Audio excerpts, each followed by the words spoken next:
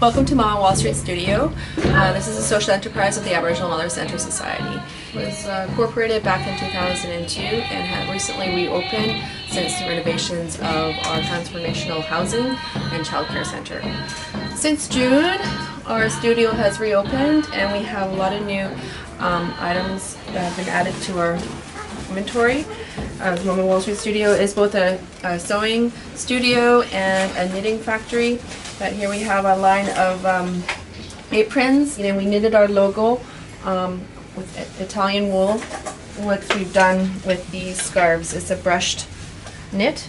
We can add your logo onto these fleece blankets. So there's our embroidery, example of our embroidery. We have a history of doing several different conference bags. This is the model we did for the World Urban Forum in 2006, where we had our team had to produce 6,000 bags. Right now we're focusing on our potluck bag.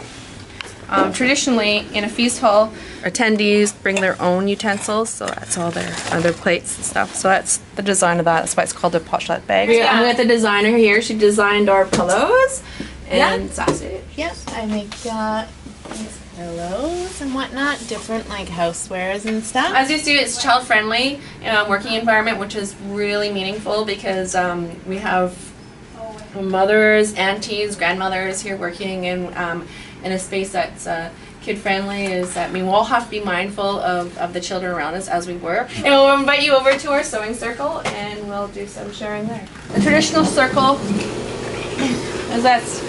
this is how wisdom was passed on from one generation to another. Well, where you're busy working, you're doing weaving or you're doing beading. Now, as urban Aboriginal mothers and grandmothers, we have rent that we're responsible for, food we have to put on the plate. We're not only life givers, we're also providers. Right? I'm just threading my machine.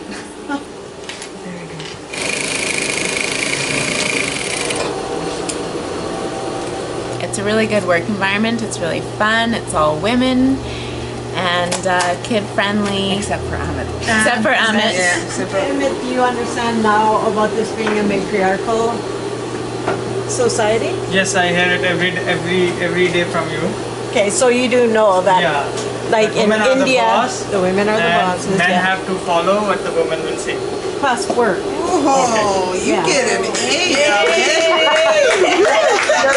So by the time you go back to India, you're going to know for a fact that you're no longer on top. Definitely. And Stormy just came in last week, and she's caught on fast. Holy mackerel. The underseam on the inside, so then she'll have to measure again. But it's become more. I'm learning how to use these sewing machines, the serger, the zigzag machine. I'm learning how to cut material. I just learned today the knitting machine. And I'm going to be able to make a little income as well as still do my volunteer. So I feel really welcomed here. And I look forward to coming here every day, that's for sure. She loves to come here and get paid for having fun. that was one of the first things she really said to me, and so that was cool. Yeah. So our studio actually has its own network where our seamstresses can have their own group where they can host their own designs and whatnot. So you become a member and you can choose a group to become part of. Gretchen Jordan Bastro, she has Monday studio classes. They're not just seamstresses, they're also very talented women, designers, and they have their own lines of fashions this is a space where they can kind of promote their own work as artisans. With this digital tool, I hope to show to honor its grassroots beginnings and give space for those discussions to still happen because they're still living. This whole space is in a living community. We just finished this contract of 250 bags, and this is the last step. It didn't take all that long to make this, and so with this being the last step, these are gone hopefully tomorrow. They should be gone, and we're starting another contract. as long as I'm feeling fruitful and productive, I have confidence as a mother, and it also it travels on to my family. It's almost finished.